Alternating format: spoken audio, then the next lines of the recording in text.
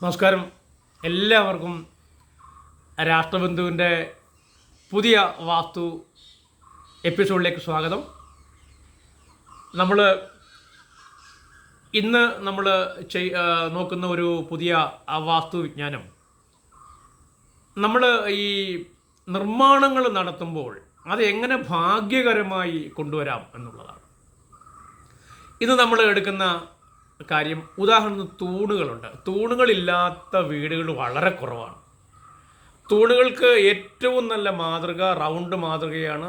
ഭൂമി റൗണ്ടാണ്, സൂര്യൻ റൗണ്ടാണ്, ചന്ദ്രൻ റൗണ്ടാണ്, നമ്മുടെ ഓരോ മരങ്ങളും റൗണ്ടാണ്, നമ്മൾ ഓരോരുത്തരും റൗണ്ടാണ്, നമ്മുടെ വിരലുകൾ, നമ്മുടെ കഴുത്ത്, നമ്മുടെ കാലൊക്കെ റൗണ്ടാണ്. ആ റൗണ്ട് വരാൻ കാര്യം റൗണ്ടിനെ ഊർജത്തെ ഭംഗിയായി സ്വീകരിക്കാനും അതുപോലെ വേണ്ടാത്തവയെ പുറന്തള്ളാനുമുള്ള പവറുണ്ട് ഈ റൗണ്ടിന്. അതുകൊണ്ട് തന്നെയാണ് വീടുകളിൽ തൂണുകൾ വയ്ക്കുമ്പോൾ റൗണ്ട് തൂണുകൾ വേണമെന്ന് പറയുന്നത്. റൗണ്ടായി വളരെ കൃത്യമായി ശരിയായി ചെയ്തെടുത്താൽ റൗണ്ട് തൂണുകൾ ഭാഗ്യങ്ങളായി മാറും.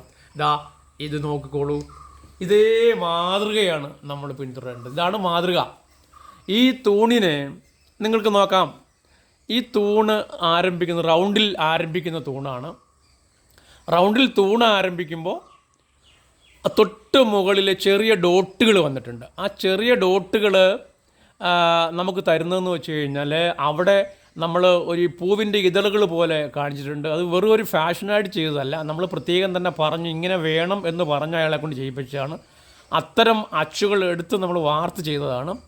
അപ്പോൾ അതൊരു പ്രതലം ഒരുക്കുകയാണ്. മുകളിൽ നിന്ന് വരുന്ന ഊർജത്തെ താഴോട്ട് കൊടുക്കാനും താഴേന്ന് വരുന്നവനെ താഴയിൽ നിന്ന് വരുന്ന ഊർജത്തെ ഒന്ന് പ്രിസർവ് ചെയ്യാനും കൂടിയാണ് ഒരു റൗണ്ടും വന്നു, അതുപോലെ തന്നെ ഇതളും വന്നത്.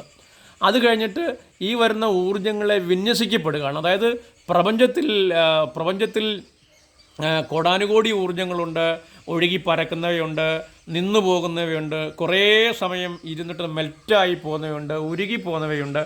അവയെ പ്രിസർവ് ചെയ്യാനാണ് തൊട്ടു മുകളിൽ നിങ്ങൾക്ക് കാണാൻ കഴിയും. തൊട്ടു മുകളിൽ ആ റൗണ്ടിനെ, ഇത് പല കൊട്ടാരങ്ങളിൽ നിങ്ങൾ കണ്ടിട്ടുണ്ടാവും ഇത്തരം കാര്യങ്ങളൊക്കെ.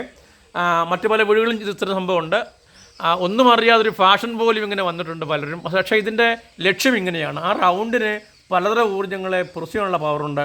ഭൂമിക്ക് അടിയിൽ നിന്ന് ഊർജ്ജങ്ങൾ വീഴുന്നു, അതുപോലെ തന്നെ നമ്മൾ ഭൂമിയുടെ മുകളിൽ നിന്ന് വരുന്ന ഊർജ്ജങ്ങളും എല്ലാം ഈ തൂണിലേക്ക് ആവാഹിക്കപ്പെടും, അല്ലെങ്കിൽ വന്നു നിറയും. അവയപ്പോൾ അവിടെ തൊട്ട് മുകളിൽ കണ്ടാൽ അറിയാം. ആദ്യത്തെ നമ്മൾ റൗണ്ട് കൊടുത്തത് വലുതാണ്, രണ്ടാമത്തെ ചെറുതാണ് കൊടുത്തത്. ആ ചെറുത് കൊടുത്ത റൗണ്ട് കഴിഞ്ഞിട്ട് പിന്നെ നമ്മളങ്ങ് ചേർത്തെടുത്തിരിക്കുകയാണ്.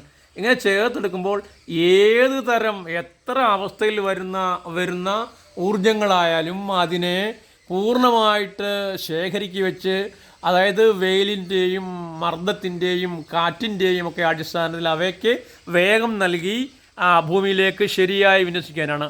അത് കഴിഞ്ഞ് മുകളിൽ നിങ്ങൾക്കറിയാം, നിങ്ങൾക്ക് നോക്കിയാൽ കണ്ട ഒരു സ്ക്വയർ പ്രതലമാണ് കാണുന്നത്. ആ സ്ക്വയർ പ്രതലത്തിനകത്ത് നമ്മൾ ഊർജ്ജങ്ങൾ ഒഴുകി വന്നിട്ട് അവയ്ക്ക് സ്റ്റേ ചെയ്യുക, അല്ലെങ്കിൽ അവ ഇരുന്ന് നന്നായിട്ട് എങ്ങനെയാണോ അവയ്ക്ക് ഒഴുകാനുള്ള അവസ്ഥകൾ നേടിയെടുക്കുക, അങ്ങനെ നേടിയെടുക്കാൻ വേണ്ടിയാണ് അത് വെച്ചിട്ടുള്ളത്. തൊട്ട് മുകളിൽ നിങ്ങൾക്ക് അരയന്നം പോലെ കാണാം. ആ ബീമിന് താഴെ അരയന്നങ്ങളെ പോലെ കൊടുത്തേക്കുന്നത് അവ ആവശ്യമായത് മെൽറ്റായി പോകുന്നതിന് വേണ്ടിയാണ്.